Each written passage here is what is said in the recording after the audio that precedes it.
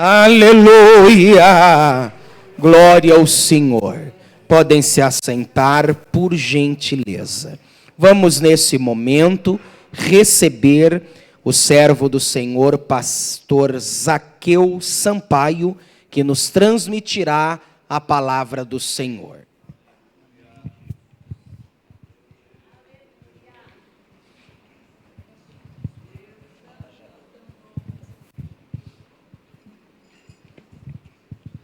Meus irmãos, a paz do Senhor Jesus.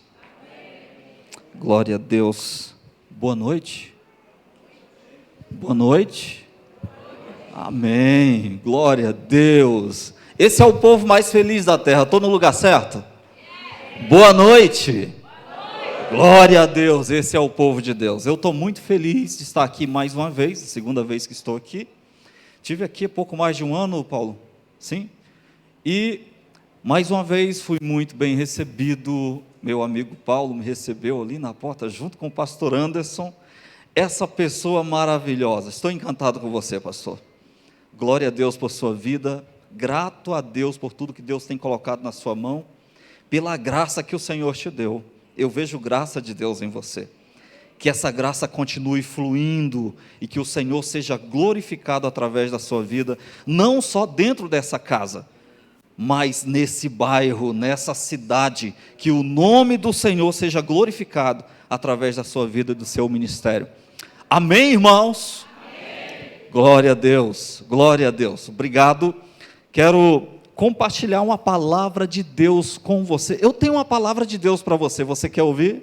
Amém. Por favor, abra a sua Bíblia no quarto evangelho. Evangelho de Jesus, conforme escreveu João. Nós vamos ler alguns versículos a partir do verso 1.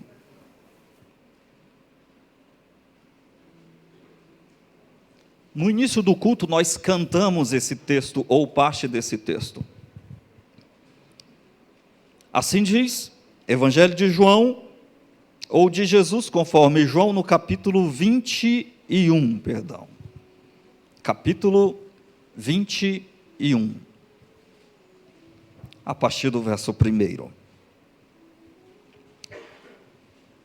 Assim está escrito: depois disto, Jesus se manifestou novamente aos discípulos junto ao mar de Tiberíades.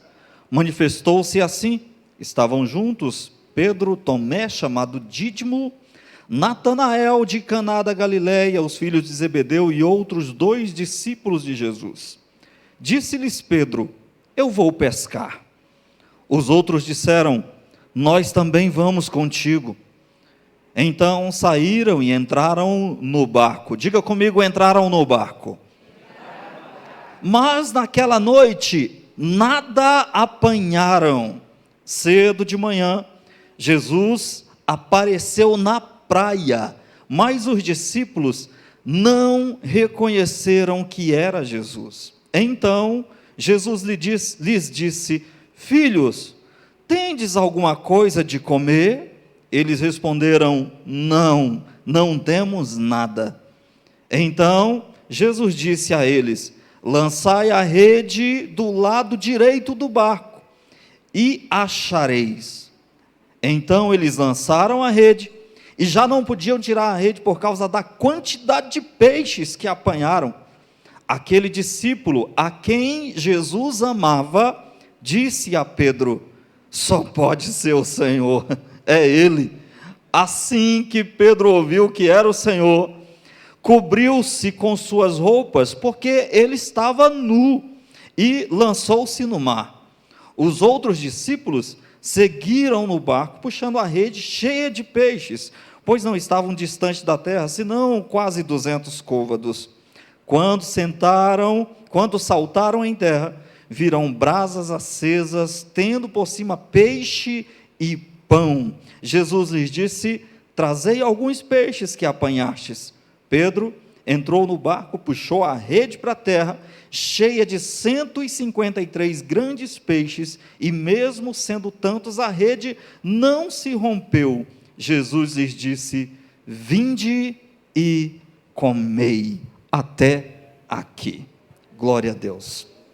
Feche seus olhos a si mesmo como você está, Pai. Em nome de Jesus, nós oramos mais uma vez a Ti, Senhor. Nós oramos e Te agradecemos por Tua palavra. Senhor, mais uma vez eu venho pedir a Ti, Senhor, que o Senhor fale conosco essa noite.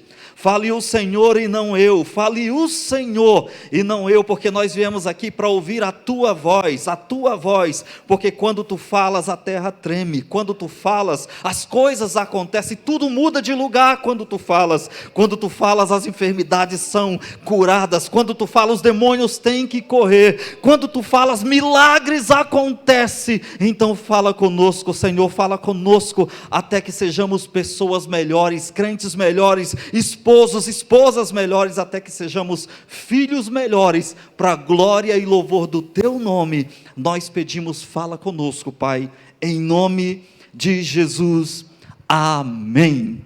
Glória a Deus. O quarto evangelho foi escrito por João, por volta de 100 depois de Cristo, na cidade de Éfeso. E esse evangelho é muito peculiar. Muitos acreditam que o evangelho de João é, dos 4 evangelhos, o evangelho mais claro, mais objetivo, mais simples, mais fácil de ser compreendido. Talvez por isso, sempre que se pergunta por onde devo começar a ler a Bíblia, quase todos os pastores, teólogos recomendam, comece pelo evangelho de João. Porque ele é um evangelho simples de se entender, simples de compreender. Pessoas simples e cultas, jovens, velhos, adultos, têm alimentado sua alma e seu espírito simplesmente lendo o evangelho de João. Por que João é tão diferente na sua escrita? Porque ele é diferente de Mateus, de Marcos, de Lucas. É porque João não escreve para os judeus. João escreve para os gregos. Os gregos representavam toda a humanidade naqueles dias. João se diferencia dos demais evangelhos, principalmente do evangelho de Mateus, já que Mateus escreve para o seu povo, para o povo hebreu, tentando provar que Jesus é realmente o Cristo, o Messias esperado. João, ao escrever o seu evangelho, ele tem como foco o mundo da época. Ele tem como foco o povo da Grécia, os gregos. Então ele não pode escrever como quem escreve para um hebreu. Isso não chamaria a atenção de um povo que não fosse os judeus. Imagine um homem de uma outra nação que não um hebreu. Imagine um grego, pegando, por exemplo, o evangelho de Mateus, e ele começa a ler o evangelho de Mateus, logo no início, no primeiro capítulo, ele vai ler algo como uma lista de nomes, que vai desde Abraão até Jesus. Você já leu genealogia? Já tentou ler genealogia assim com muito gosto? Pastor, eu amo ler genealogia. Acho que ninguém, ou bem pouca gente, gosta de ler genealogia, a não ser minha esposa, a pastora Adriana. Ela gosta de ler genealogia, mas eu não sou muito fã disso não, pastor Anderson. Eu não sou muito fã. O fulano que gerou Beltrano, que gerou Cicrano, que gerou Tetrano, que gerou um terceiro, que gerou um quarto. Isso não é interessante para um povo que não os hebreus. Eles valorizavam muito isso, porque isso mostrava a origem e provava que Jesus vinha da raiz de Davi, Jesus descendente de Davi. Aliás, se um homem que não era judeu, um grego, continuasse a ler o evangelho de Mateus, ele encontraria um Jesus de Nazaré, filho de Davi. Davi era um rei muito importante para um judeu, mas não significava muita coisa para um grego. Então isso não era interessante para um grego ler. João, de forma inteligente, quando vai escrever o seu evangelho, ele pensa: como eu vou chamar a atenção desse povo? Como eu vou alcançar esse povo? É o Espírito Santo que faz isso. Não basta apenas transmitir a mensagem, a forma que você entrega a mensagem também é importante.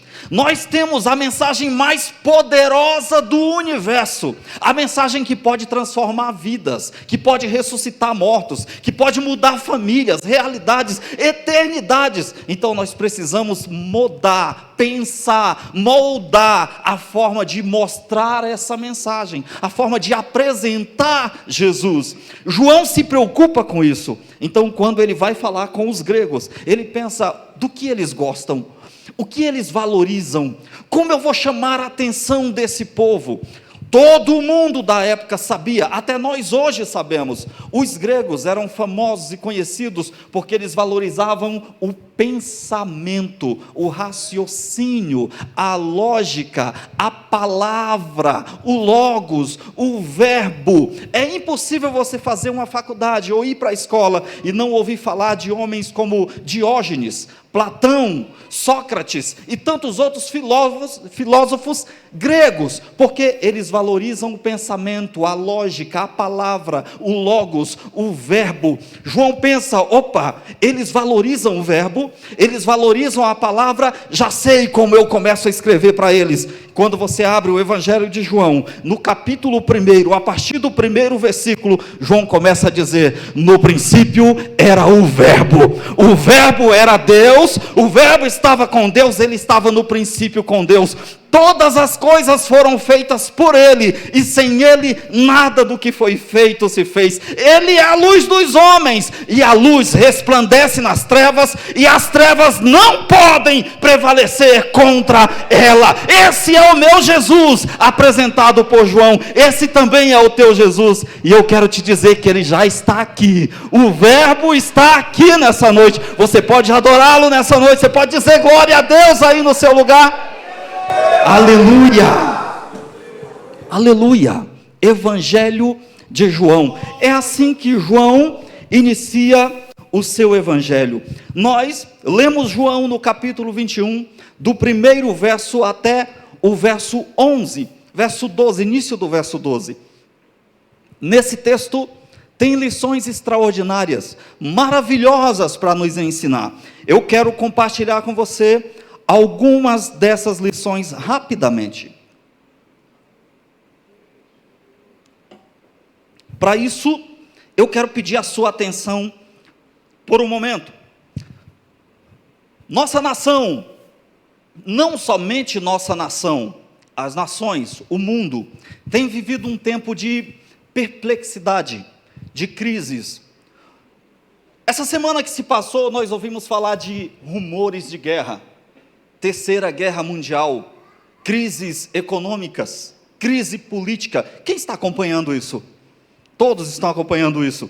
Se ouve falar de um burburinho para que haja mais uma guerra, um caos no governo mundial. Também se ouve falar de crise econômica no país, crise política no país, crise na cidade, crise na igreja, crise nas famílias. Até o termo família está em crise. Até falar família, o que se constitui numa família está em crise. É um tempo de crise. E quando a gente olha para tudo isso e esse aparente caos, às vezes a gente é tentado a pensar que Deus perdeu o controle, que não tem ninguém controlando tudo isso. Mas a verdade é que, apesar da aparente confusão, do aparente caos, o meu Deus, o nosso Deus, Ele continua controlando tudo. Não importa se o mundo está em crise, não importa se as famílias estão em crise, nós cremos, porque temos entendido que todas as coisas cooperam juntamente para o bem daqueles que amam a Deus. Então não importa a crise que você está vivendo, eu quero declarar em nome de Jesus, que isso vai redundar para o teu bem, para o bem da tua casa, para o bem da tua família, para o bem dessa cidade. Se você acredita nisso, você tem que glorificar Jesus. Se aproprie dessa palavra, tenha fé nessa palavra. Quando nós passamos por um tempo de crise, um tempo difícil, nós temos algumas reações que costumamos tomar. É sempre assim. As crises estão no controle de Deus. E eu acho incrível, meu amigo Paulo Machado Júnior, como Deus nos conduz, como Deus nos guia, mesmo através das crises, para que nós estejamos no lugar que Ele quer que estejamos, para que nós cumpramos o propósito para o qual Ele nos chamou, ainda que seja através de circunstâncias dolorosas, mesmo que seja através de situações que nos causam dor, mas Deus nos leva para onde Ele quer que estejamos, para cumprir o propósito para o qual Ele nos chamou, porque um dia nós dissemos: Senhor, eu entrego minha vida a Ti. É o Senhor que está no controle. Se você fez essa oração, não importam as crises, Ele está contigo. É Ele que está te conduzindo, mesmo através da dor. É Ele que está te conduzindo. Mas quando nós vivemos esse tempo difícil, de dor, de problemas, nós ficamos preocupados, inseguros conosco mesmos. Temos crise de fé, duvidamos das nossas certezas, da nossa capacidade, do nosso chamado, do porquê nós estamos naquele lugar, fazendo aquilo. Como é que pode? Eu estou obedecendo a Deus e de repente a coisa não anda. E quando nós estamos vivendo esse tempo de crise, nós começamos a buscar um ponto de apoio, começamos a buscar algo que nos dê segurança, um lugar que nos dê segurança. Então nós passamos a buscar alguém, algo que nos faça sentir seguros, algo que nos faça pensar que vai ficar tudo bem. Nós buscamos algo do lado de fora, para nos ajudar a suportar a crise que está do lado de dentro. É natural que quando passamos por crises, e as crises começam dentro, a gente começa a buscar algo fora, para nos dar o suporte. Esses dias estava nos visitando em casa, a minha cunhada com meu sobrinho, e um dia, eu não sei que barulho que foi, mas teve um barulho muito forte, eu acho que foi um foguete que estourou, e quando isso aconteceu, ele ficou rodando, procurando para onde ia, até que ele encontrou alguém e abraçou na perna. Por quê? Porque quando a gente está assustado, a nossa reação é buscar alguém que nós confiamos, é buscar alguma coisa que nós possamos nos apoiar, é buscar algo fora de nós, que nos dê uma garantia de que ali nós vamos estar seguros. É sempre assim, essa é a nossa reação. Nós buscamos do lado de fora resolver algo que na verdade está o problema do lado de dentro. Uma curiosidade, mas muito verdadeira. Olha só, preste atenção nisso. As mulheres têm uma reação que quase todas as mulheres têm essa reação quando estão vivendo um tempo difícil, de crise, problemas que estão afligindo do lado de dentro. Você pode prestar atenção, você marido, você pai, o que acontece? Ela se arruma ainda mais, ela coloca a melhor roupa, ela dá um jeito de melhorar o cabelo, o penteado, a maquiagem. Por quê? Porque ela está querendo que do lado de dentro aconteça o que ela está arrumando do lado de fora. É o que está dentro clamando: eu preciso dar um jeito no que está acontecendo dentro de mim. Só que não adianta buscar do lado de fora, você precisa buscar lá no alto, porque dentro de você é só Ele que resolve, é só Ele que cura, é só Ele que arruma, é só Ele que transforma. O nosso ponto de segurança, o nosso ponto seguro, o nosso porto seguro é o nosso Deus. Quantos estão entendendo o que eu estou pregando? Então ouça com atenção. Muito provavelmente você está sentado ao lado de alguém que está passando por um tempo difícil, que está tendo problemas, que as coisas não estão andando como gostaria que estivesse, que não está tão bom quanto ele pensou que estaria a essa altura. Não olhe agora para o lado, mas é bem provável que você esteja sentado ao lado de alguém que está passando por dificuldade, que está vivendo um tempo não tão bom quanto gostaria, que está tendo problemas na família, que está vivendo um tempo de enfermidade, de crise, de dificuldade, de problemas. E eu não estou dizendo que essa pessoa está vivendo fora do propósito ou fora da vontade de Deus. Também não estou dizendo que ela está recebendo de volta algo que plantou. Então ela pecou e por isso Deus está castigando. E é bom eu explicar isso para tirar essa impressão que nós aprendemos e que por vezes repetimos. Não é verdade que sempre que você tem problema é porque Deus está te punindo por algo errado que você fez. Jesus disse: no mundo tereis aflições. Então ouça, não é porque você tem um relacionamento com Deus que você não vai viver problemas. Não é porque você é fiel nos dízimos e nas ofertas que você nunca vai ter um problema financeiro. Não quer dizer que porque você vem à igreja todo domingo, então a enfermidade nunca vai bater à tua porta. Não, Jesus disse: no mundo tereis aflições. Isso significa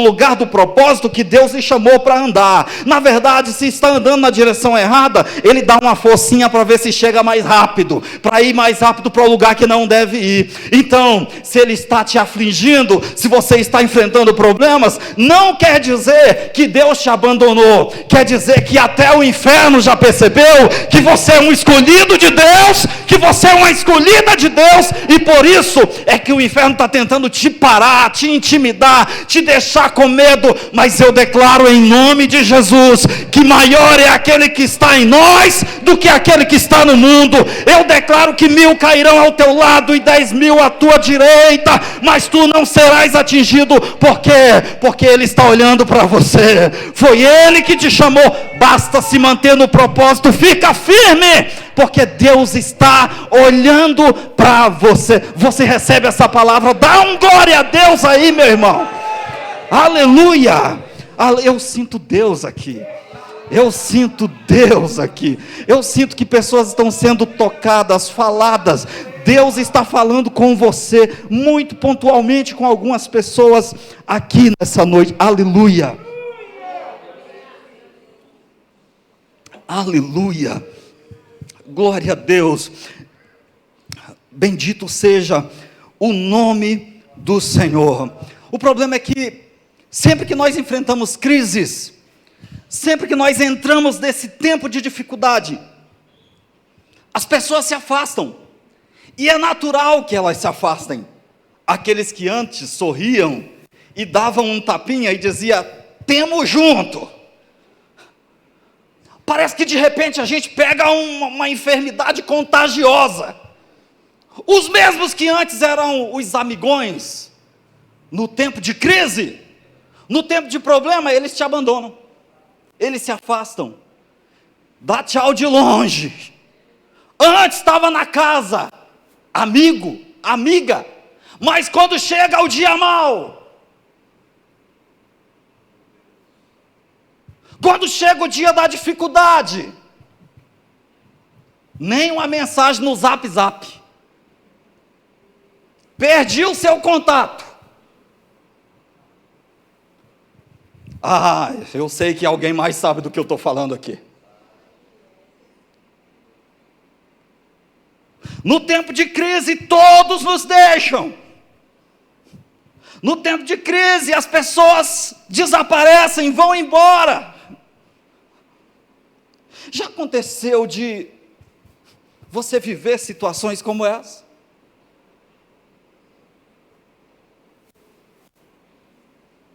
E as pessoas passam a te julgar e dizer: deve estar em pecado. É por isso que está passando por isso tudo. É a mão de Deus, está pesando. E julgam, e condenam. Misericórdia? Para que misericórdia? Só Deus sabe exatamente aquilo que passa dentro de cada um de nós.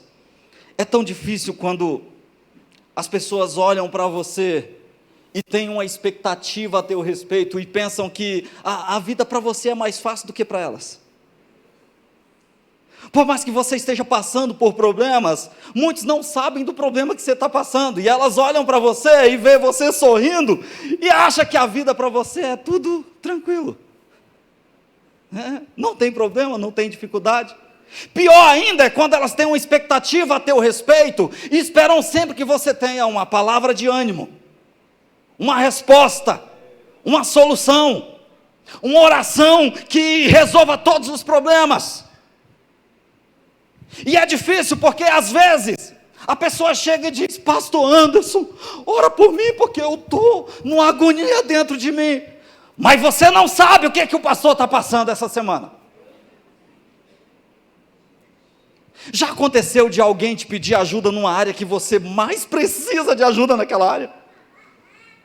Já aconteceu de te procurarem e dizer: pelo amor de Deus, ora por mim, porque eu estou me sentindo com uma dor de cabeça, e você está com uma enfermidade tão terrível e precisa orar para que Deus cure o outro?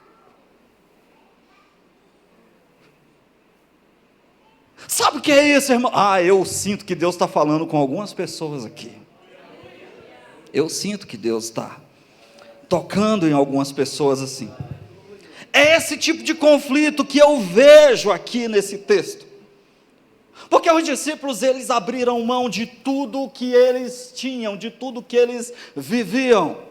Eles abriram mão de empresas, de família, de amigos, de tudo para seguir Jesus, e passaram a seguir Jesus. E quando começaram a seguir Jesus, começaram a ver e viver o sobrenatural. Eles estavam lá quando Jesus transformou água em vinho. Estavam lá quando Jesus cuspiu no chão, fez lodo e aplicou nos olhos de um cego e ele viu. Eles estavam lá quando aquela mulher do fluxo de sangue tocou no manto de Jesus e foi curada. Eles estavam naquele monte quando Jesus multiplicou 5 pães e 2 peixes e alimentou uma multidão de mais de 5.000 pessoas. Eles estavam lá. Eles eram confiantes em Jesus. O problema é que Jesus morreu. Jesus foi para a cruz. E quando Jesus morreu, eles entraram em crise. A crise veio, a crise de fé, a crise de confiança. O ponto em que eles se firmavam agora estava morto em uma cruz. E eles ficam perdidos. E quando está tudo bem, a gente age, mas quando está tudo mal, a gente não age, a gente reage. E reagir é diferente de agir, porque a ação a gente planeja, mas reação é instintiva, é imediata. E a nossa reação imediata à crise e ao medo é procurar algo para a gente se agarrar. Como o menininho, meu sobrinho, correu para agarrar em algo que ele pudesse confiar. É a nossa reação. Pedro, os seus amigos, eles também ficam perdidos e buscam algo no que se agarrar. Nós temos a tendência de buscar algo que nós nos sintamos mais confiantes, que nós conheçamos bem. Nesse chão aqui eu posso pisar porque aqui eu conheço muito bem. Aqui está raso, dá pé, e como dá pé eu não preciso saber nadar eu posso confiar. O problema é que isso tira a possibilidade da fé e coloca a confiança só em você. O problema é quando a gente deixa, por causa das nossas crises, do nosso medo, de confiar no sobrenatural, e a gente quer solo firme para pisar e dizer: aqui eu mando, aqui eu domino, aqui eu conheço. Eles passam por esse tempo de crise, e Pedro pensa: quer saber uma coisa, o que eu conheço bem? Eu conheço bem de mar, de peixe e de barco. Pedro era pescador e tinha uma empresa de pesca. Foi assim que ele conheceu Jesus.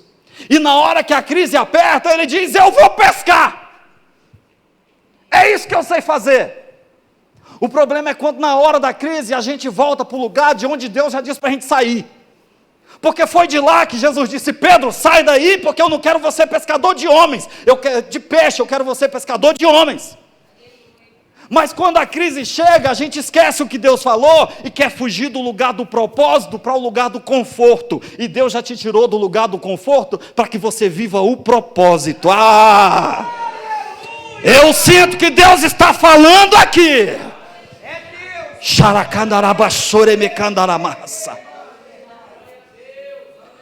Foi assim que Pedro conheceu Jesus. Ele estava lá na beira do mar da Galileia, e de repente chega um nazareno para pregar, e ele diz: ei moço, me empresta teu barco.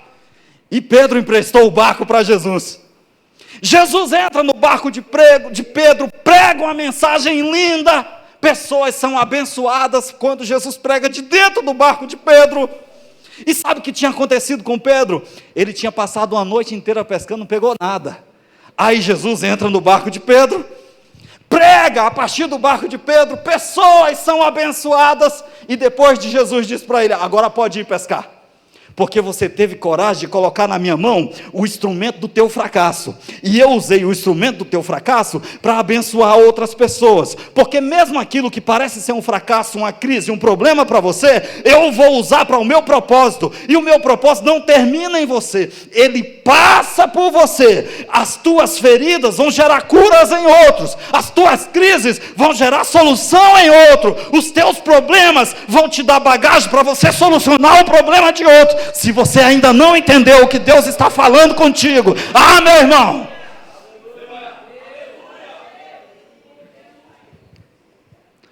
as crises servem ao propósito de Deus. Então não murmure, glorifique. Lembre que você cantou hoje aqui? Se tudo está difícil, louve a Deus. Aí quando Jesus usa o instrumento do fracasso para abençoar, Jesus diz: pronto, Pedro, pode ir pescar. E aquilo que antes era derrota, agora é vitória. Ele pesca muitos peixes, precisa chamar outro barco para ajudar. Mas quando Jesus termina, ele diz: Pedro, só tem um porém. Eu posso te abençoar aí nesse barco que você está, mas eu não te chamei para isso, cara. Eu posso te abençoar nisso que você faz. Aonde está apoiada a tua força? Aonde está apoiada a tua profissão? Aonde você tem? Eu posso te abençoar aí. Mas não é isso que eu quero para a tua vida. Eu quero tanto mais para ti, Pedro. Eu sinto que eu falo com pessoas aqui, com quem Deus já disse: eu posso te abençoar desse jeito, mas o meu propósito para a tua vida não é esse. Você sabe muito bem qual o propósito de Deus para você, e muitas vezes nós teimamos, porque aquilo que nós dominamos é mais fácil, do que entrar no sobrenatural e dizer: Deus, faz do teu jeito, eu não tenho controle, mas pode fazer. A gente canta bonito, mas na hora de viver... Alguém está entendendo o que eu estou pregando?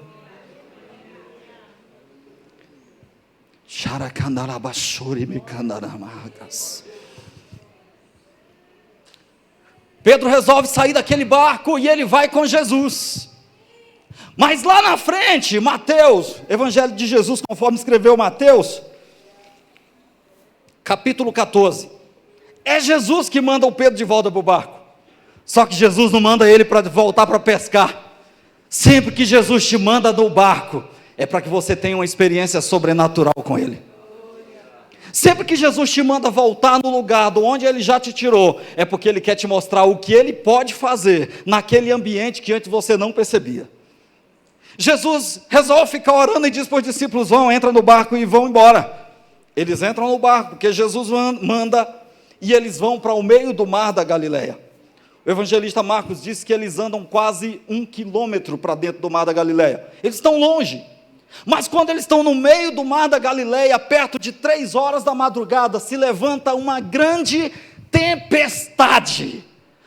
Você tem que entender isso aqui. Eles não estavam desobedecendo Jesus. Eles foram porque Jesus mandou que eles fossem.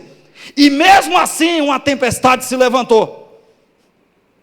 Quando a gente sofre ou está pagando o preço por algo de errado que a gente fez, dói, mas a gente diz: mas eu errei. E quando Jesus te manda fazer algo e você obedece, e mesmo assim o mar se revolta. Quando Jesus te manda fazer algo e você obedece, e mesmo assim as pessoas te olham feio. E quando você faz do jeito que Deus te manda fazer, do jeito que Deus te instrui fazer, e mesmo assim muitas pessoas dizem: quem que ele está pensando que é esse pastor aí? Deus está falando nessa casa. Aleluia!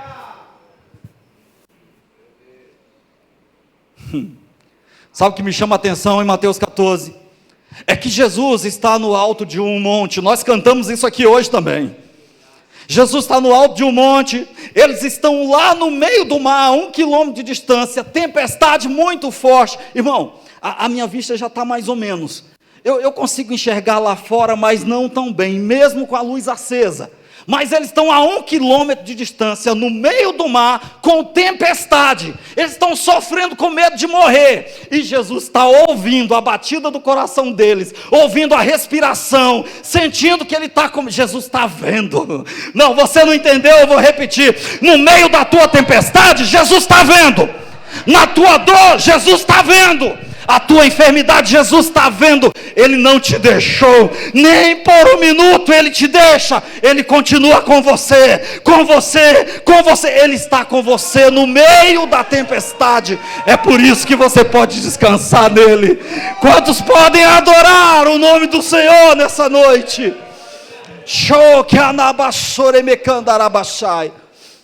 Aleluia, aleluia, aleluia. No texto que nós lemos, Evangelho de Jesus conforme João, no capítulo 21, que nós lemos até o verso 11, os discípulos estão vivendo mais um tempo de crise, especialmente Pedro. Pedro havia negado Jesus, traído Jesus. Ele disse: se for preciso morrer, eu morro. Mas na hora que precisa, o Pedro diz assim: eu nem conheço esse homem. O texto diz que Pedro começa a xingar, a falar palavrão, a praguejar. Eu não conheço esse tal de Jesus, me deixa em paz. Mas agora Jesus está morto. E quando Jesus morre, bate a crise em Pedro. O que eu fiz? Mais uma vez Pedro não sabe o que fazer. E quando a crise bate, sabe o que ele faz? Ele corre para o velho barco. Ele volta atrás. Ele volta para o lugar de onde Jesus já tirou ele. Sabe qual é o nosso problema, irmão? É que mesmo que Jesus já tenha operado tantos milagres na nossa vida, e a gente já tenha presenciado ele fazer tantas maravilhas na nossa vida, na nossa família, o Pedro, até a sogra dele, Jesus curou. Ele já tinha visto tantos milagres, e esse também é o nosso problema, nós já vimos tantos milagres. Mas na hora que aperta a crise, ao invés da gente correr e confiar em Jesus, a gente volta para o lugar de onde Deus já nos tirou. Volta para aquele passado terrível. Muitos voltam para o álcool. Outros voltam para as drogas.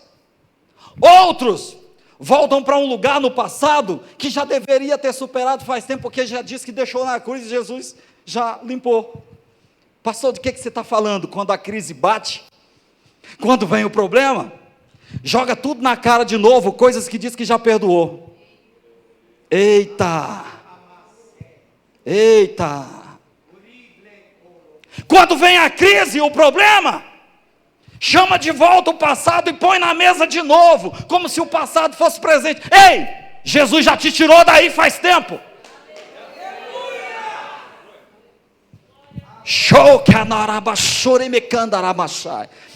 Eu sinto tanto a presença de Deus nesse lugar. E aqui a Toreme que andarabaxé.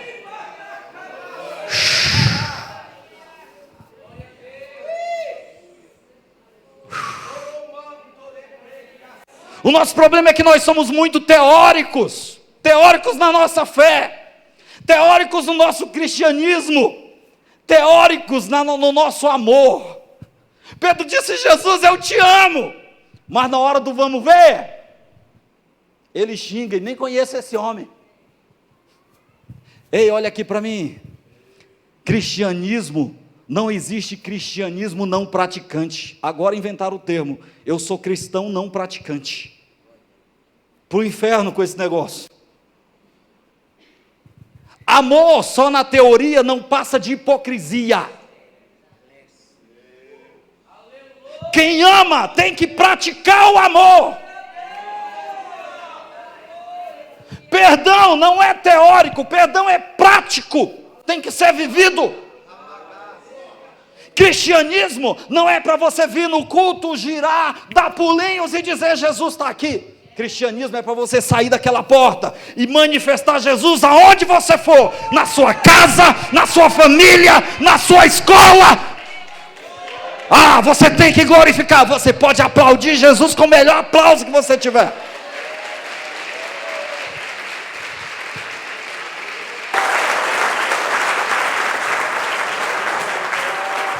Eu não sei se você sente, mas eu sinto tanto Deus nessa palavra.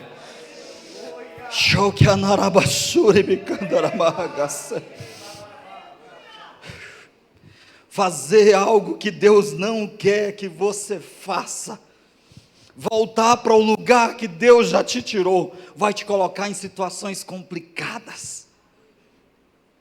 Pedro está tão tenso, ele vai pescar, ele volta para aquele lugar, vai pescar, e quando ele diz, eu não quero mais saber desse negócio, seguir Jesus só me deu problema, seguir Jesus, fazer o que Jesus mandou, só me deu dificuldade, não quero mais saber dessas coisas, eu vou pescar, eu vou voltar. Pedro se tornou parecido com alguns crentes, que se machucam no meio da caminhada, porque alguém lhe machucou na igreja, e agora ele devagarinho volta para a igreja, mas ele diz assim, pastor, é o seguinte, eu vou congregar aqui, mas o senhor me deixa quietinho no meu banco, eu não quero participar de nada, não me chame para cantar, não me chame para... eita, eu sinto que Deus está falando aqui.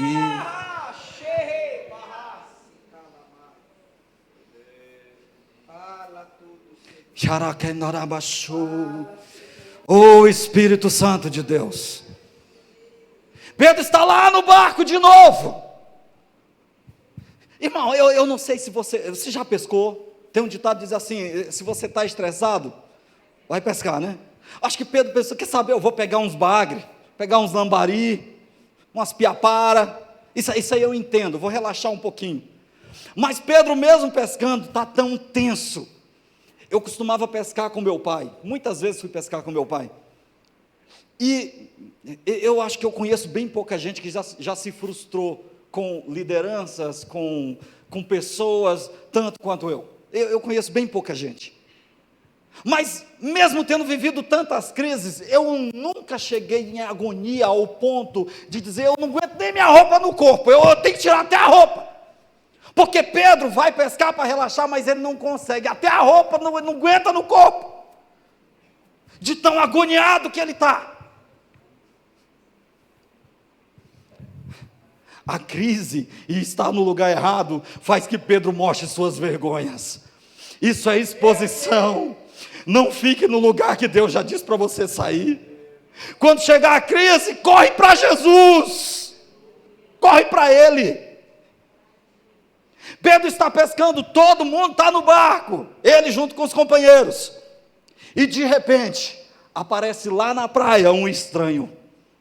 Eles não reconhecem o estranho. Mas o estranho diz para ele, ei, vocês têm alguma coisa aí para comer? E a resposta deles é, não pegamos nada. Se eu sou Pedro, na hora eu ia lembrar, espera aí, eu já assisti esse filme, lá em Lucas 5, isso aconteceu também, eu passei a noite inteira pescando, não peguei nada, tem alguma coisa acontecendo aqui. Sabe quando Deus te faz viver a mesma coisa de novo, para ver se você se lembra que Ele já te tirou daí? Sabe quando Deus repete e te fala a mesma coisa de novo, para ver se você aprende, dessa vez você obedece à voz dEle? Eu sinto Deus nessa palavra.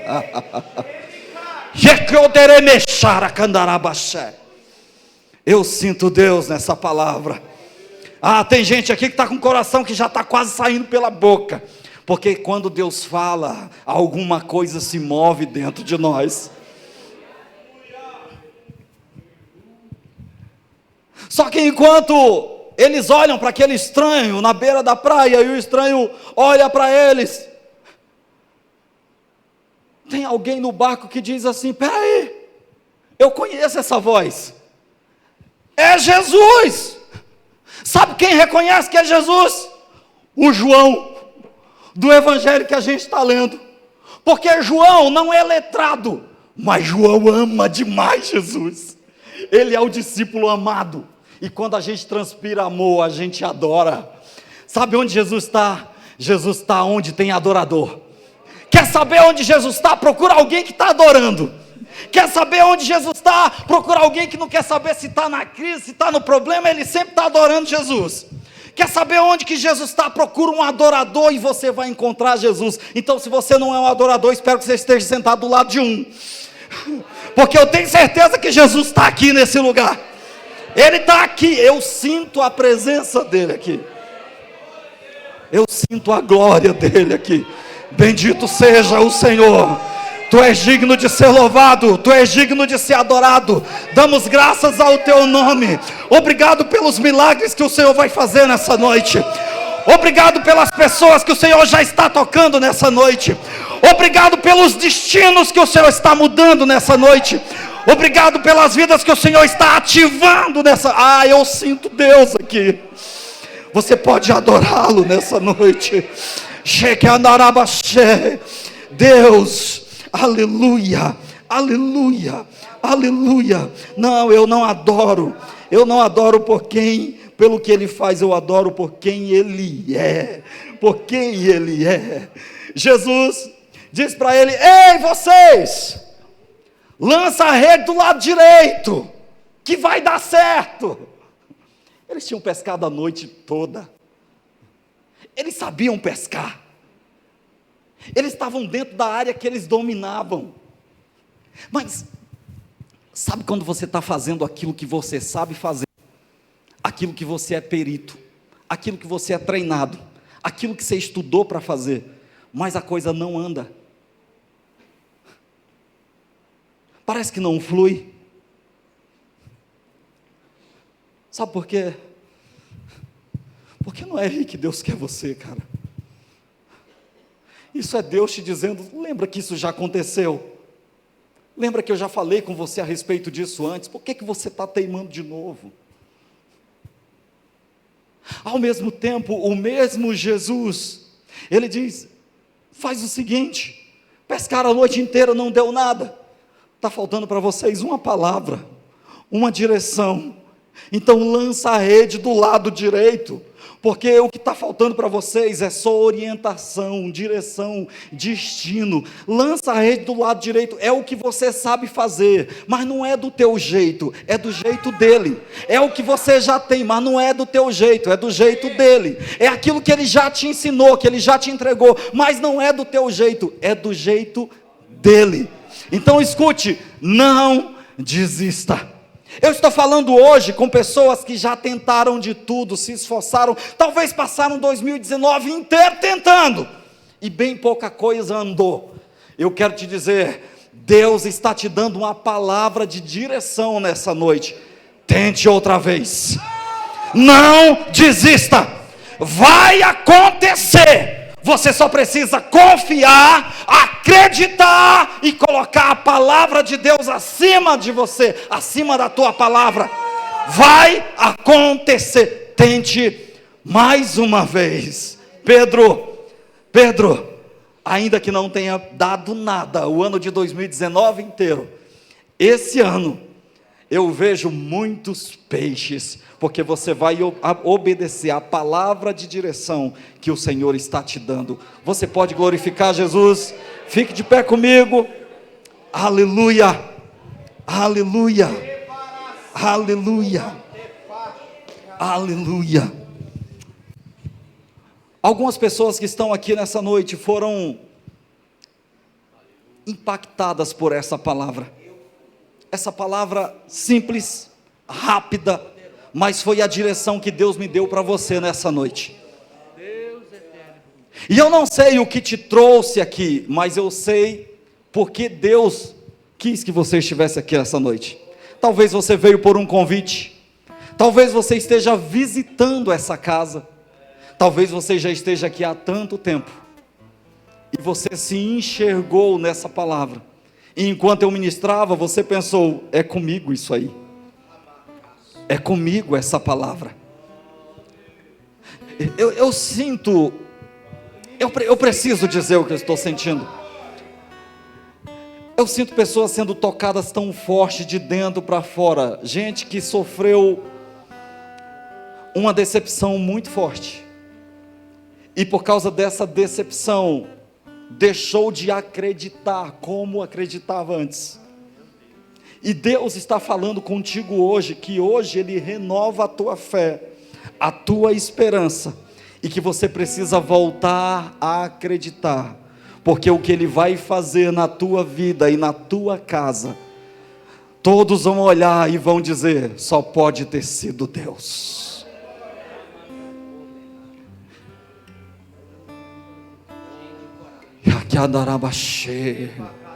Sabe de uma coisa? Eu gosto de Pedro, porque Pedro tinha problemas, Paulinho. Pedro era meio nervoso, ele xingava. Mas Pedro tem uma qualidade que os outros não tinham. É que Pedro não ficava com timidez esperando o culto passar. Quando Jesus disse: sou eu, e ele fez que ia passar, Pedro disse assim: Senhor, se é o Senhor mesmo, manda eu sair do barco para ver se eu não pulo agora. Jesus gosta de crente Pedro, crente com coragem, crente que não tem vergonha do que os outros vão pensar. Jesus falou comigo, como essa pessoa que veio aqui à frente agora. Eu não fiz o convite ainda, mas o Espírito Santo já tocou tanto na vida dela, que ela disse: é comigo. Ei Pedro, Jesus está falando com você também. Se Ele tocou você, eu quero orar por você. Sai do teu lugar agora, corre aqui na frente. Essa é a noite que Ele muda a tua história. Jesus Cristo é o mesmo ontem, hoje, eternamente. Ele não mudou. Jesus Cristo é o mesmo.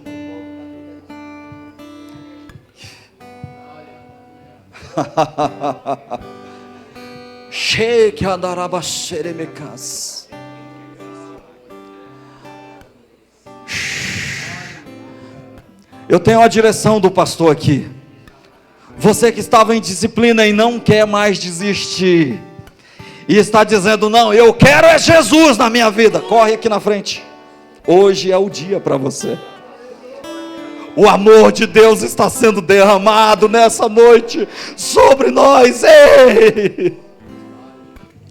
Já não importa quantas são as crises, Ele te alcança. Não importa o tamanho da tempestade, Ele está com você nesse barco.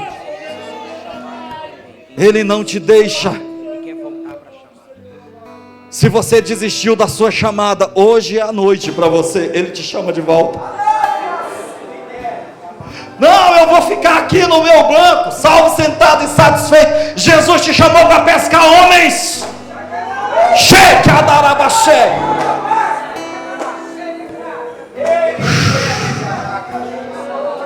Não despreze aquilo que Deus te entregou. É com você mesmo que Ele está falando nessa noite.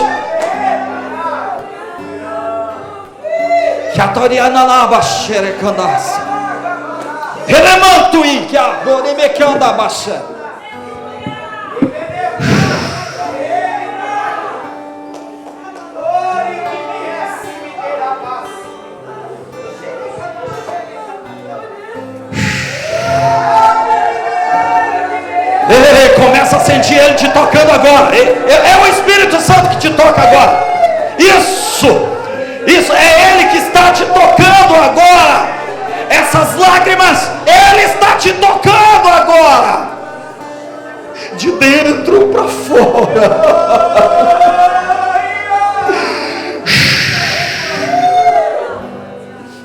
Em nome de Jesus eu oro agora, Pai, por cada um dos meus irmãos e irmãs com quem o Senhor falou nessa noite. Eu oro pelas casas, pelas famílias, pelas empresas, pelos empregos. Eu oro, Senhor, pelo casamento dessa tua filha.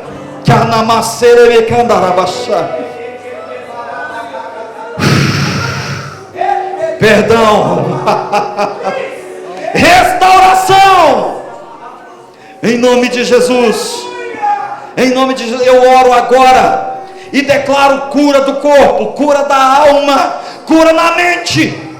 Em nome de Jesus eu declaro famílias restauradas, ministérios restaurados. Ei, você vai voltar a dormir, você vai voltar a sorrir, porque a alegria do Senhor está voltando para dentro de você.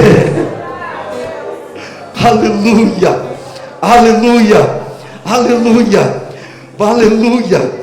Em nome de Jesus, Pai, eu oro pela renovação do ministério da tua filha, que ela volte a sentir como antes, que ela volte a cantar como antes, que ela volte a se alegrar como antes, a mesma unção, só que ainda mais forte, para a glória do teu nome. É em nome de Jesus que eu oro, em nome de Jesus, em nome de Jesus, amém. Você pode glorificar a Deus e aplaudir o mais forte que você puder. Ah não, você pode fazer melhor do que isso. Aleluia.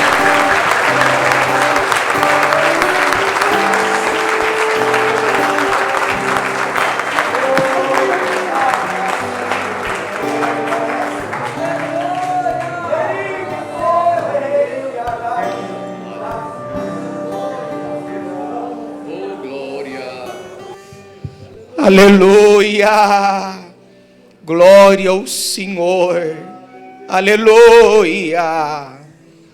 Que Deus continue abençoando pastor Zaqueu Sampaio, juntamente a senhora, sua esposa. O senhor foi tremendamente usado por Deus. Quero aqui esclarecer que a palavra é de Deus. Eu conheci esse servo do Senhor aqui dentro dessa igreja, e só sentei do lado dele, não falei nada com ele de nada. O Espírito Santo usou ele aqui. Quem tem ouvidos entenda, porque Deus usou esse homem de um modo muito tremendo aqui nessa noite. Não vou nem dizer nada, porque Deus falou tudo. Agora cada um faz o que você quiser diante da palavra de Deus que foi aqui hoje exposta. O senhor foi usado aqui como um profeta, viu, irmão? Como um boca de Deus. Ramash tokevasu bikandarai, releprovi kamante fácia. Aleluia! Deus falou na boca dele o que a gente vem aqui durante muitos dias ministrando. Propósito, propósito, propósito. Oh glória, aleluia. Que Deus abençoe. Diácono irmão Paulo Machado, tem Júnior também, né? Que Deus abençoe por nos indicar um servo de Deus assim que prega a palavra, e haverá outras oportunidades, tá? Podia até a gente fazer um dia todo assim, para o senhor ter umas 3, 4 horas para expor a palavra de Deus. Porque eu gosto de gente assim, que prega com propriedade a palavra de Deus, palavra que confronta a gente. Que a gente só cresce se sair da zona de conforto. Deus falou tudo. Então a gente acostuma com o conforto, aí Deus vai lá e tira a gente daquela zona de conforto, dói, mas Ele está dizendo: eu quero fazer você crescer, aleluia.